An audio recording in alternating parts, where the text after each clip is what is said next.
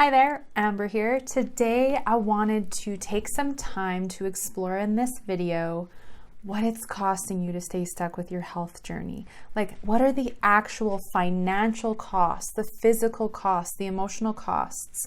So please make sure you grab a piece of paper and a pen, because I'm actually going to want you to write these numbers down so that you can add them up at the end and you can actually see what this impact is on your health journey to stay stuck, to stay in a diet mentality, to keep struggling with emotional eating, to keep having issues with your weight, your digestion, your hormones, and your confidence, because the costs can add up very quickly.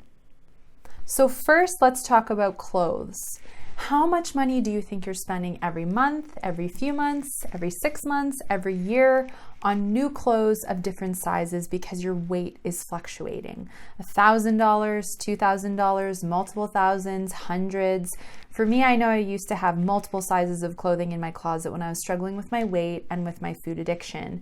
And I was having to buy clothes all the time. And I would even go and buy clothes that were much smaller in hopes that it would motivate me to stick to my diet and lose weight. But of course that never worked. And so I had all these clothes with tags on them that were far too small for me that I could never wear. So how much money are you spending on clothes every month or every year because of your weight and diet struggles?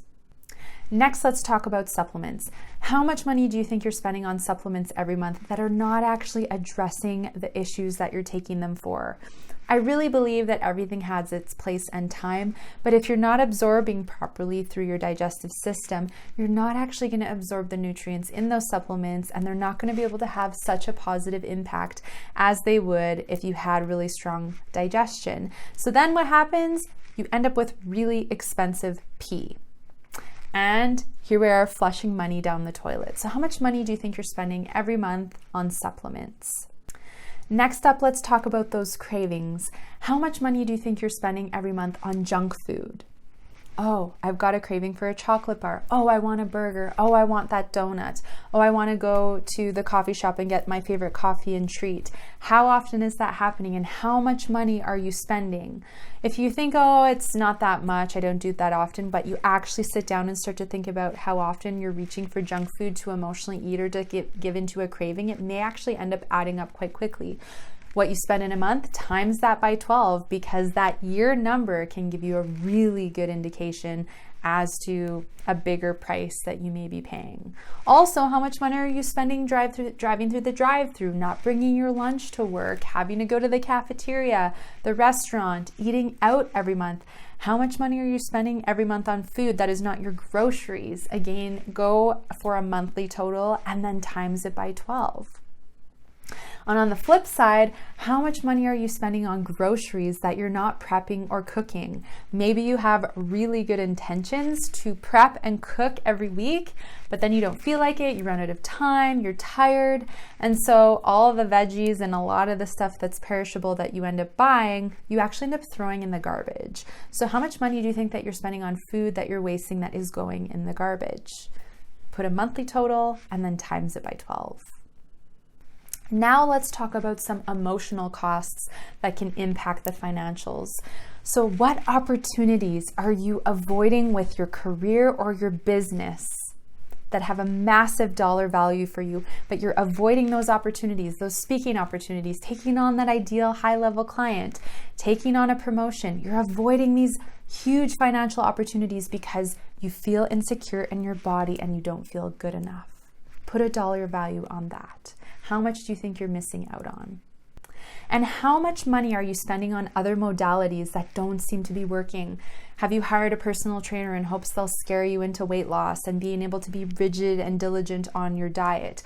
Are you working with multiple healthcare practitioners, but you're still deep down struggling with emotional eating, and therefore their recommendations maybe don't feel like they're working for you? Or maybe you just feel like whilst you're working with different practitioners, you're not getting the support that you really feel like you need to get where you want to go with your health, your body confidence, and your relationship with food. Again, I'm a big believer in different modalities. I just also think they all have a time and a place. I really think it's actually important to build a healthy relationship with food, get the hormones balanced, and have your digestion feeling better so that you have the energy to go and seek out a personal trainer who can support you to get into shape or to, be a certain strength or have a certain, physical level of, health. When you're struggling with emotional eating and hormone imbalances and with weight and you don't address those things, the personal trainer, whilst they will do their best to help you out, it may be that you don't get the results that you want, and then you may think there's something wrong with you when there isn't at all. So I think that modalities have a time and place. I just think it's so important to address first certain pieces of your health journey so that then when you do seek out those certain modalities, you get the results and you get your money's worth. But in the meantime, put a total for what you think you're spending on modalities or services that are just not working for you. Here's a big one that I see with my clients. Take some time with this one and pause the video if you have to. But how much money do you think you are spending or have spent on diets, fads, quick fixes, diet or appetite suppressants, surgeries, cookbooks, eating styles, special ingredients for recipes that you never end up using, slimming herbs and teas, online programs, self-help books? There's so many things out there that are just quick fix, that want to take our money.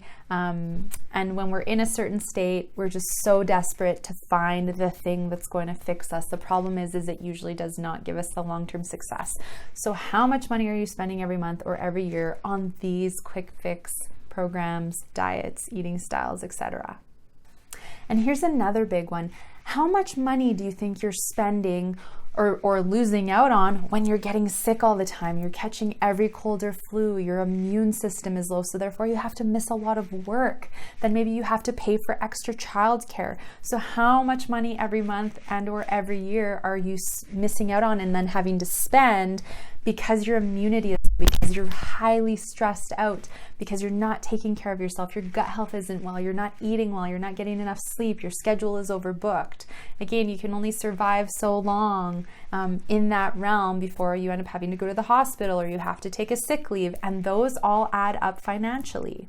So how much money do you think you're missing out on and we're spending when you get sick? Just to go back, for an example, for me with the binge eating, I spent $50,000 in 5 years. I would spend on average $150, $50 to $100 multiple nights a week on binge food, and then I'd buy all the diet books and try all these like weird ingredients. Of course, none of it worked. So that was a huge cost financially for me. And then it cost me big time emotionally because I felt so insecure. I isolated. I missed out on a lot of personal opportunities. As well, it took me 5 years to balance my hormones and digestion, and that also had its own costs with it too. Now a big emotional cost. So how much time are you spending in negative self-talk, beating yourself up, saying negative things to yourself, comparing yourself to others, giving your power away to others because it's your fault that you're struggling with these things? There's a lot of blame, there's a lot of shame, and there can be a lot of embarrassment. How much time do you spend obsessing over your food and the scale, measuring food, putting things on the scale and going, oh, I have to have everything tied down to the calorie, worrying, what if I eat that food? What if I overeat? It can take up so much of your mental focus that it can consume your day, your week, your month, or years. What is the cost to that obsession, the fear, the worry? That's a huge cost to be so consumed mentally and emotionally by weight and food, and that can rob you from your present moment and really enjoying your life right now. So what would you put as a dollar value on that? And then it's to look at, how is this insecurity, this body insecurity, this food obsession impacting your personal relationships, your marriage, your parenting, your friend relationships, your family relationships, your business relationships? Because I can guarantee you it is or it has had some form of an impact. And one of the biggest pieces is the cost on your confidence, lost joy, missed opportunities of all different kinds. And if you add up all these pieces, the number will probably easily be in the multiple thousands, tens of thousands, or more. Now, I tell you, most people are not paying attention to what they're spending in these areas or what these areas are costing them. And I want to shine a light on that so that you get more connected with the true cost of what this is for you and what help could look like to get you on a different path. So if you are wanting to talk more about what the true cost is for you, and or you're wanting to talk more about getting on a different path that's going to free up a lot of financial for you because you're not have to be wasting it and spending it on things that don't work, and food and emotional eating and supplements and just things that are not helping you right now, then I encourage you to reach out and email me at info@amberapproved.ca.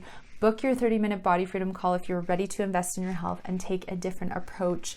Again, take some time to go back and reflect upon this. Listen to the video again if you have to. But I'm also really curious to hear your costs. So if you're wanting to share them with me, you can reach out and email me. We can have a conversation about this. I think it's so important to open the eyes as to what is going on and to get you on a different path so you can have different results and be free of this stuff. Thank you so much for watching. I'll look forward to sharing a new video with you very soon.